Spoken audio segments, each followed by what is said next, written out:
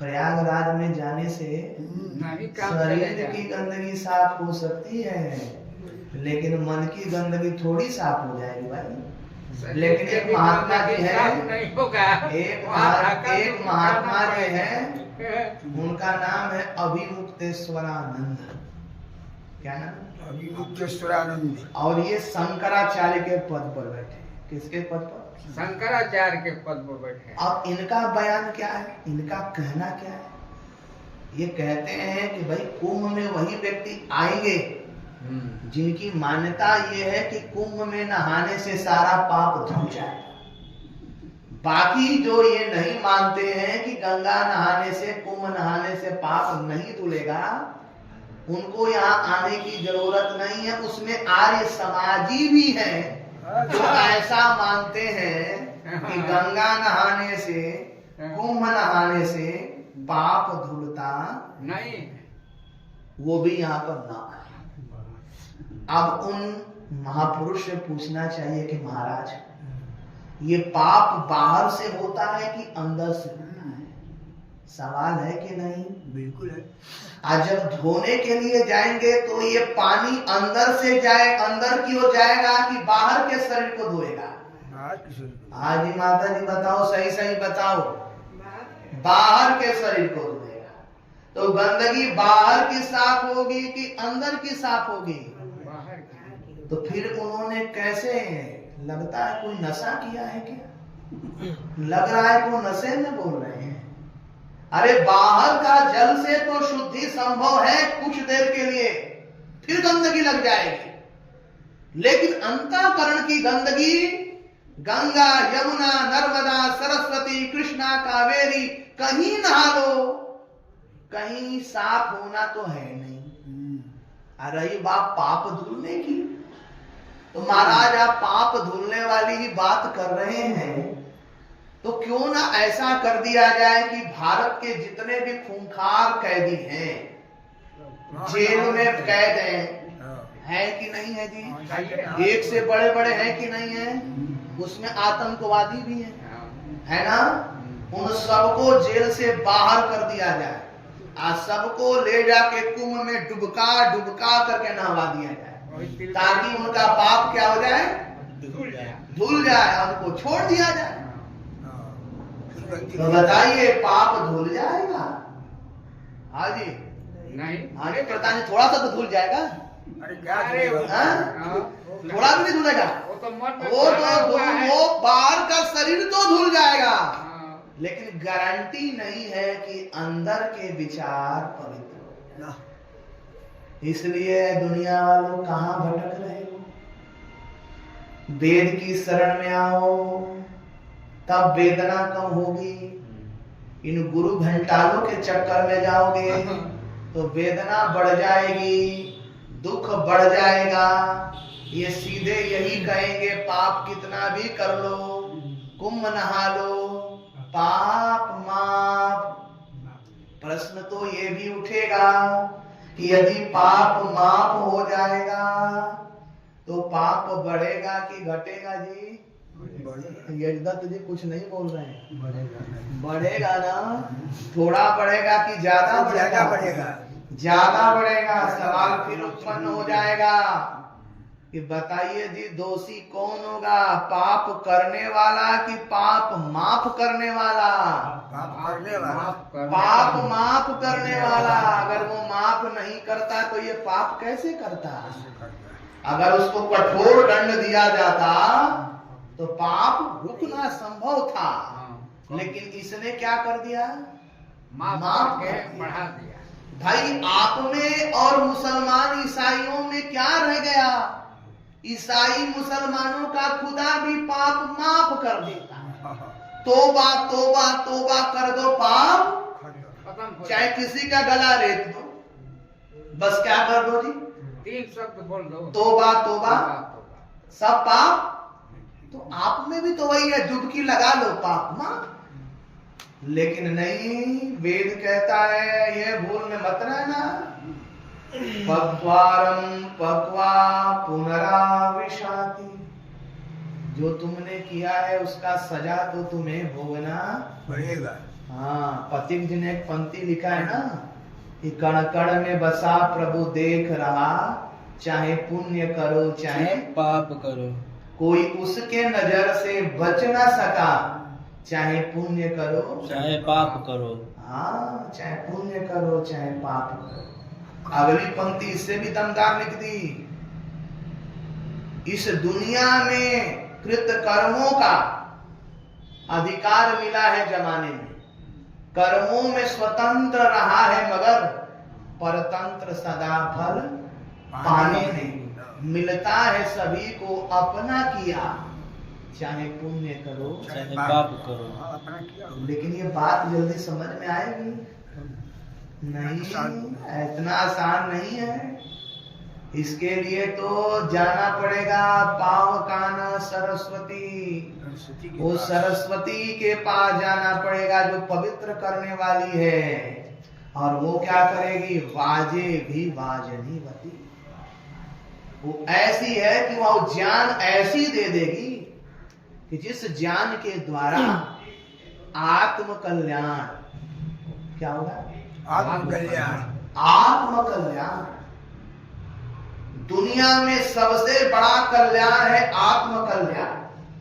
कौन सा कल्याण, आत्मकल्याण। इससे बड़ा कल्याण है क्या, हाँ, कोई नहीं। हाँ? परिवार का कल्याण हो न हो इसकी कोई गारंटी नहीं है, क्या जी, हाँ बिल्कुल सही। गारंटी है, बेटा सुधरेगा कि नहीं सुधरेगा कोई गारंटी वारंटी है।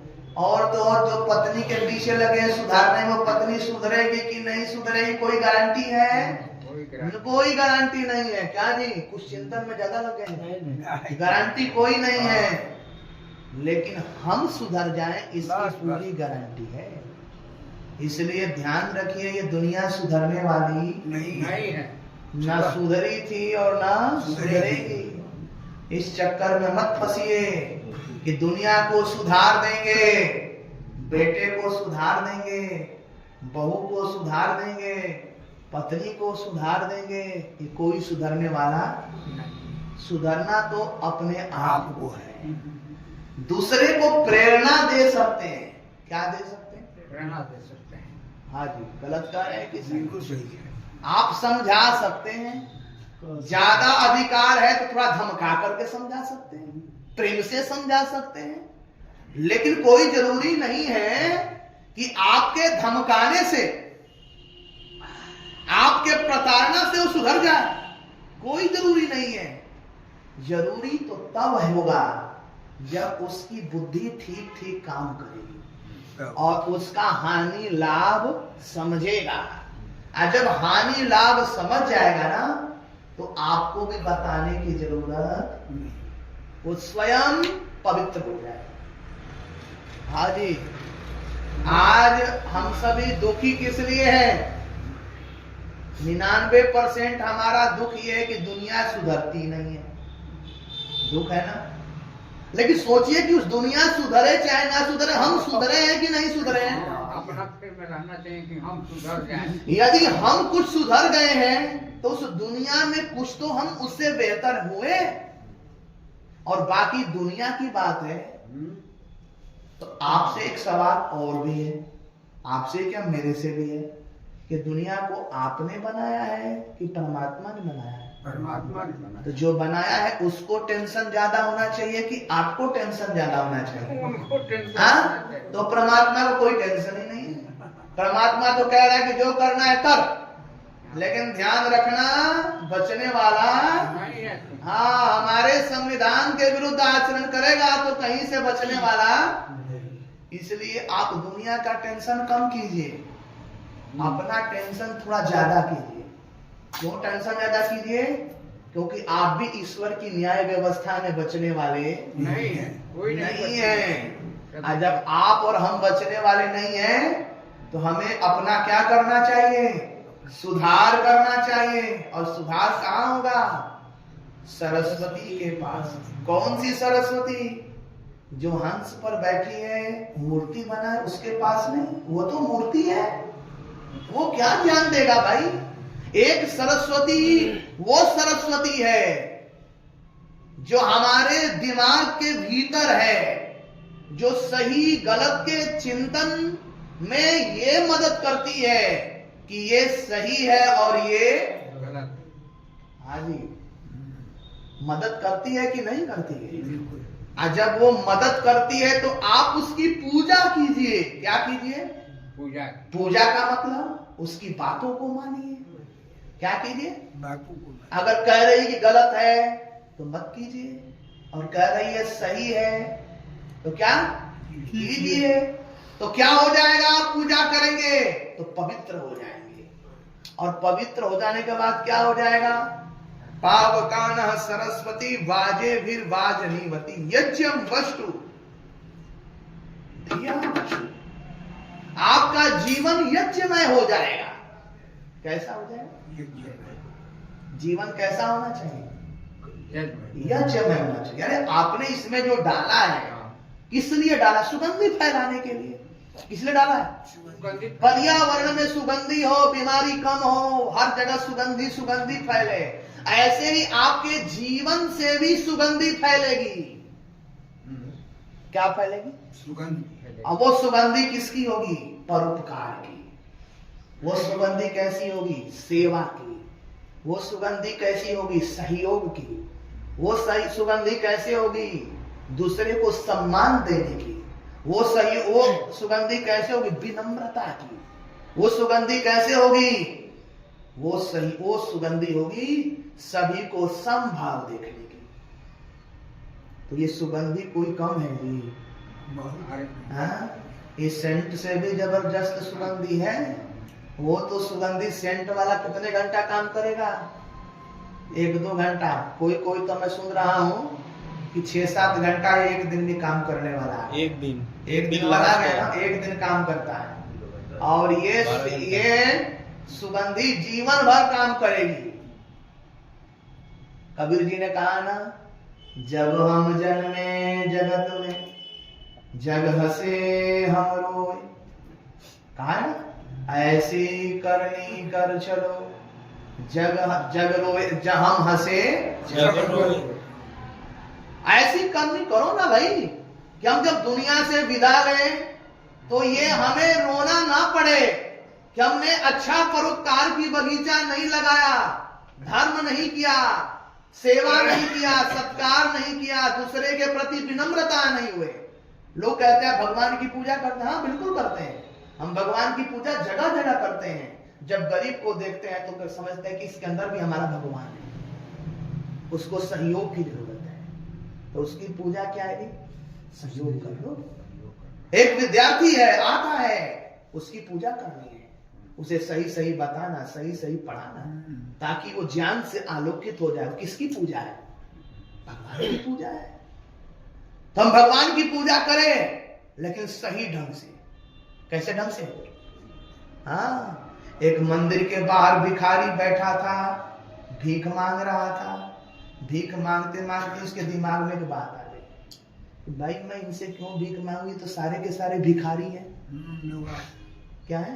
भिखारी हैं सारे के सारे। मैं छोटा भिखारी हूं और ये बड़े भिखारी हैं। ये मैं मांग रहा हूं इनके सामने और ये मांग रहे हैं भगवान में। अब भीतर जाके मंदिर में किससे मांग रहे हैं? मेरे को बेटा दे दे, मेरे को नौकरी दे दे, मेरे को ये दे दे, मेरे को मकान दे दे, दुकान दे दे। इनसे मांगने में कोई फायदा नहीं।